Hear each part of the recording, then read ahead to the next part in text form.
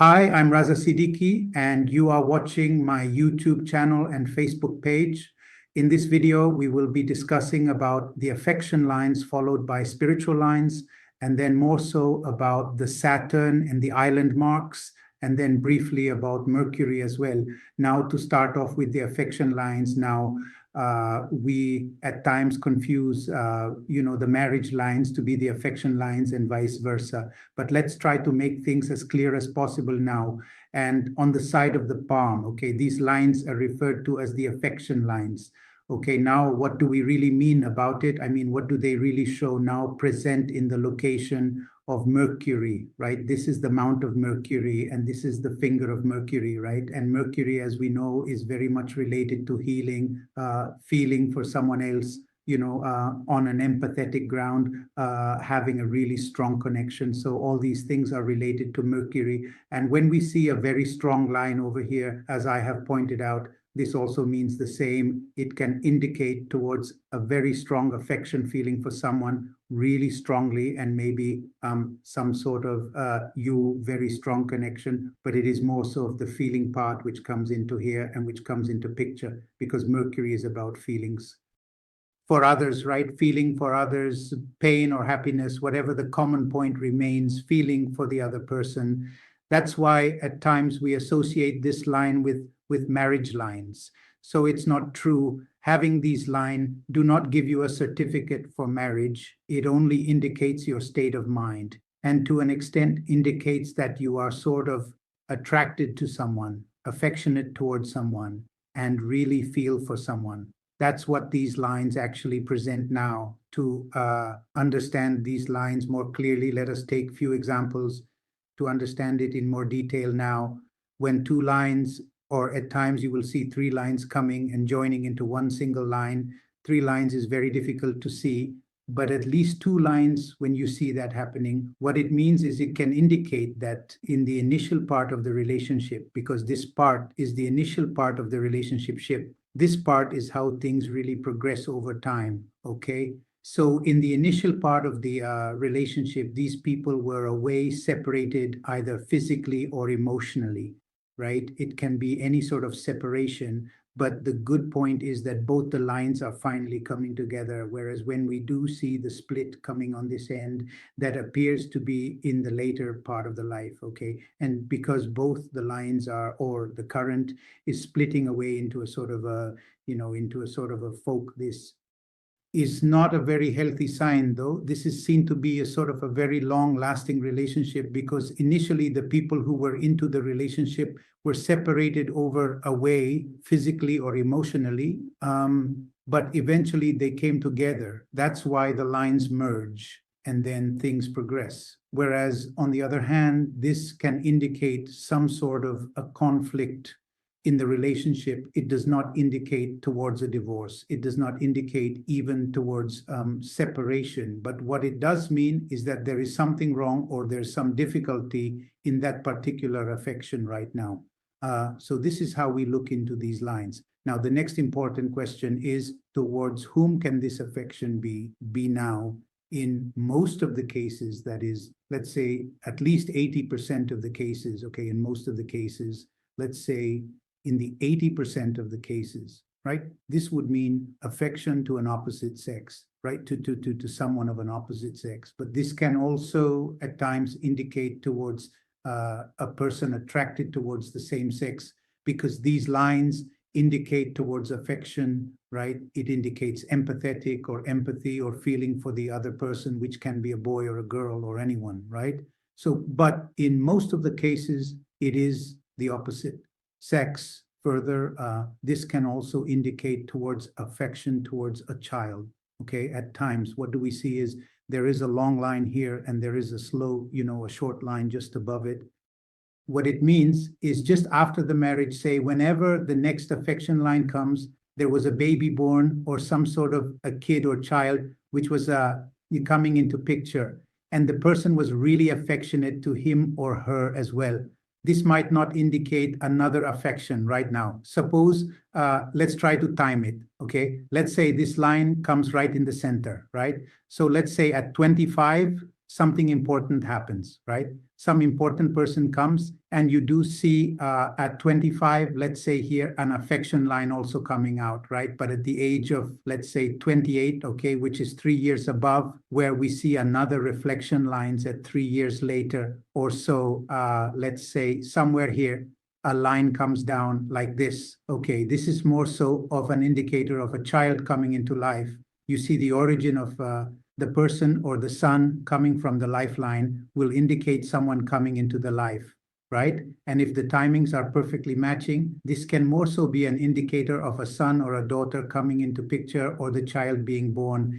You see, you have to be really careful on the timelines here, but that is how we go about, right? So I just wanted you to be extremely clear as to how these affection lines really work, right? So that is how we go about them now, going with the next sort of line. So we discussed about the affection lines, about the splitting of the lines, and so on. And probably now you can find more insights coming into the spiritual lines. Now, spiritual lines, we have discussed, it's the line over here, it's the line over here, and then one has to look into Jupiter, one has to look into the mount of K2 to really see where the person is spiritually evolving or not. But here, I wanted to put one more finding across. Now, if Jupiter is really strong, let's say the mount of Jupiter has a lot of positive signs, and the Jupiter finger also really doing very well. But if the mount of Moon is lacking, right? If the mount of Moon is lacking, the effect will not be that good, because Jupiter indicates towards ambition and getting ahead in life. But without the necessary amount of softness which Moon gives, the person will not be able to progress that much. That's why even astrologically we see that the Jupiter-Moon conjunction, which is referred to as the Jikas Yoga, or many such other combinations, are considered very good, because you need to have ambitions, you need to be bossy at times, you need to be progressive, but at the same time, you have to have that softness and humane qualities which Moon gives. That's why only a strong Jupiter without a Moon, or without a strong Moon, will not be that effective. Or at least if you have a strong Jupiter, we want the Ring of Solomon coming into picture, making the person a bit sensitive, or at least the girdle of Venus coming into picture, making the person slightly more sensitive and caring to become a really good leader, especially in spiritual realms as well, right? So that is the spiritual markings and the spiritual lines. The basic point remains.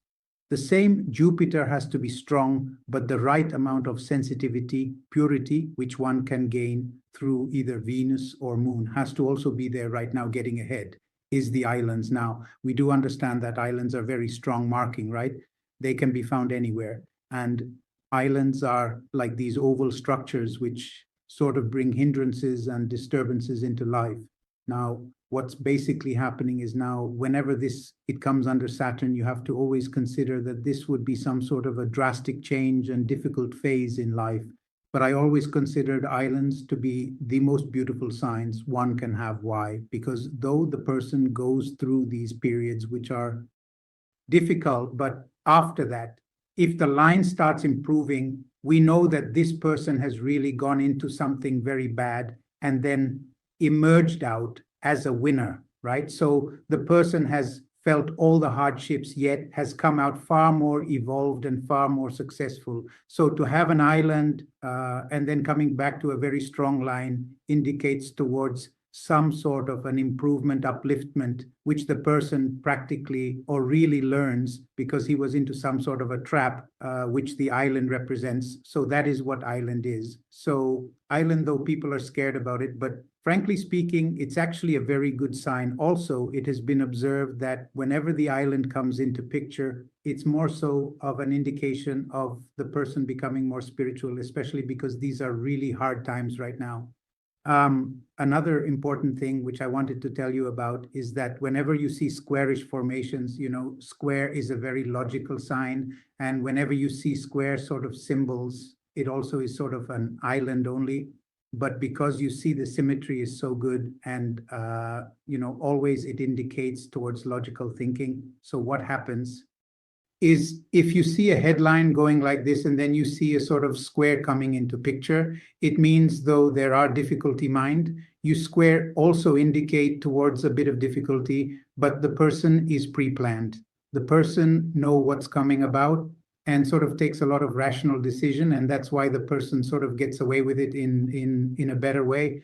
But when the same marking is changed into some sort of an ovalish structure, ovals are more so related to sensitivity and hyper nervousness and emotionalness.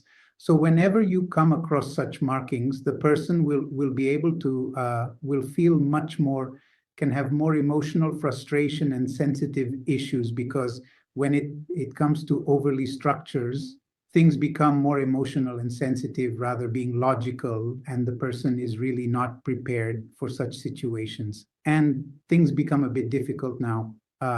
Having both is a blessing, which would mean that the person has got into a difficult situation, but is also being rational about it. And this is a very good sign, indicating that though the person is going into some sort of a trouble, but at the same time is rational in enough to understand what's really going on now, coming to the Mercury finger, or the Mercury M. See, Mercury is related to strong nerves. Okay, so anyone who's having a strong Mercury, positive marks over Mercury, will have strong nerves and would be able to, or would be bold enough to communicate clearly, though however difficult or tricky the situation is. Mercury rules your nerves. And we know that if our nerves are really strong, we can achieve anything. And that's why Mercury is very good. You know, if you have very strong Mercury, though you might be nervy initially, but as you know, if Mercury is placed well in your astrological chart, what essentially it means is that you will evolve much stronger, and you'll be able to communicate and get a hidden life much quicker, primarily because your nerves are strong and you don't get scared. Rather, you use this communication skill not only to evolve yourself, but also others, because we shouldn't forget that Mercury is cord of healing, and it heals others as well as himself or herself. So yeah, with that notion, or keeping that thought process in mind, that anyone can heal himself to any stage, can heal anyone, and can evolve from any difficult situation, just tuning into the energies of Mercury. I conclude this video. Hopefully you got few more insights from this video. Do stay tuned for many more videos coming up. And yeah, really thank you for your patience. And you can obviously contact me on the numbers which have been provided in the introductory part of the video. Thank you for now. Take care. Have a great day. Bye-bye.